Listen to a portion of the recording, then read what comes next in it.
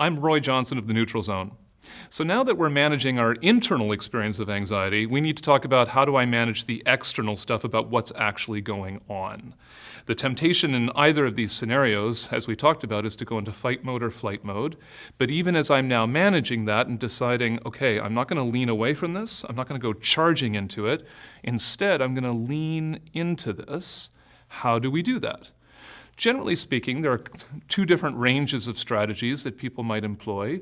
A midwife might, in response to the aggressive nurse, might try and model respectful behavior and speaking in a calm tone of voice. Thank you for your perspective. I'm doing the best I can. Let's talk how we can work together.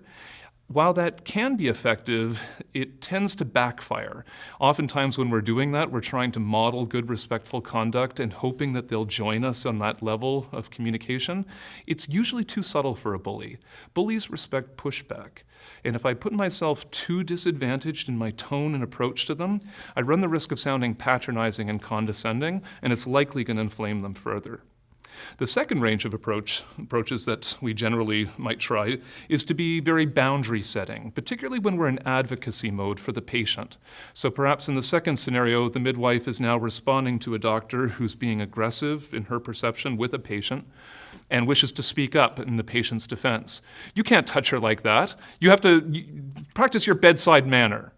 She might be seeing herself as setting boundaries or being clear with the physician about the conduct that's expected.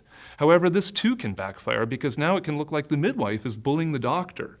And it isn't long before the patient starts to feel like poor doctor and aggressive midwife starts to side with the doctor. And it can make the dynamics complicated. So choosing the right path, both in the moment and a path that supports the relationship moving forward, is challenging. Generally, what I would suggest is that we break that down into two parts. The first part is, what do I do in the moment? They're barking at me, there's energy is high, emotion is high. How do I get through this? And the second part is, once the emotion and the energy has come down, now what do I do to prevent this from happening in the future?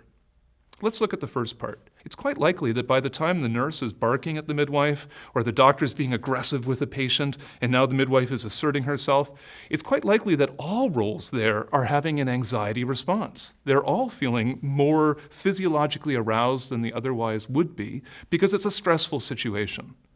Getting through the situation, the strategies we use are a little different than following up afterwards. What I would suggest in the first instance is start off with just a very short acknowledgement, and your tone of voice is going to be key. If you come in too soft with, I can see this is frustrating, you can sound patronizing. If you come in too aggressive, I can see this is frustrating, it can sound like it's escalating. Use a practical tone of voice to acknowledge what they said without agreeing, and here's what it might sound like. We clearly need to get through this. That something clearly didn't work there, let's get this done. Some type of practical commitment to the future without getting into all the things that just happened leading up to this point.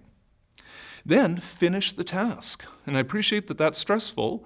What I would suggest is that acknowledging allows the other person to know they've been heard. Keep taking deep breaths as you get through the procedure and the task. Now is not the time to be talking about how we're working together, particularly if it's a very critical moment and there might be a life on the line. Then move to the second piece of following up. Once the event is over, once the clinical risk has now been reduced or eliminated, commit to yourself that you will follow up with the other person. Sometimes it's maybe 6 hours later, it might be 24 hours later. I wouldn't leave it longer than a week, you lose momentum. Commit to yourself that you will connect with that person, and this will be a difficult conversation. It's an awkward conversation, it's uncomfortable. But anybody who's ever been to a dentist knows there are plenty of things that are uncomfortable that are also really good for us. And if we get good at having the smaller uncomfortable discussions, we avoid having a really uncomfortable root canal discussion in the future. Approach the person in a timely manner. Try and catch them not too soon after the incident. And try and set up some safety and time and place. Around the nurse's station with tons of activity may not be the best time. You may wish to say to them, may I speak with you just for a moment? I wanted to talk with you about the procedure yesterday. And you may need to take them to a corner of the hallway. That may be as private as you can get. Just try and minimize other people overhearing. And then I would suggest you try the DEAR strategy. DEAR strategy stands for D means describe specifically what you saw and what you heard. It might sound like the other day when we were working together on that procedure, I made an error where I reached for the wrong utensil. And you said something to me like, you're stupid and incompetent. Don't exaggerate, don't generalize. Don't say things like, you're always yelling at me, you're always shouting at me. It's going to make them defensive. Just stay specifically with what you saw and what you heard. E stands for explain the impacts. And here's a trick.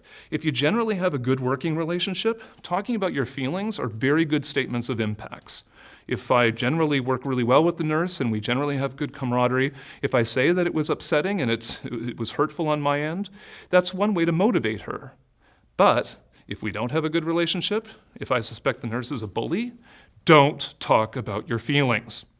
Bullies don't care about your feelings. That's why they're bullying you. Instead, talk about an impact that you think is important to them. It might sound like, it made it really hard for me to get through the procedure in the way that you were wanting us to when you use language like that. A stands for ask to hear their point of view. At this point, they generally want to jump in. Let them say it no matter what they say. I might ask a nice open-ended question like, so what was your take on what happened there? And let them say it. You're likely going to hear a totally different perspective against your own. Hear them out, acknowledge their point of view. Oh, okay. They might lie through the teeth. They might say, I didn't say that. Stay curious with them and ask, oh, okay, so what do you remember saying? I said that the way you were doing that was stupid. You hear something that's a little closer to the truth. As quickly as possible, shift to talking about the future. R stands for request. Make a request for the future. Oh, okay, so from your memory, you were talking about the procedure being stupid. Just in the future, it'd be really helpful when we're working together if you don't use words like stupid. See what they say. You're not going to get a firm handshake on that, but you may notice in the future that their behavior changes. I'm Roy Johnson from the Neutral Zone.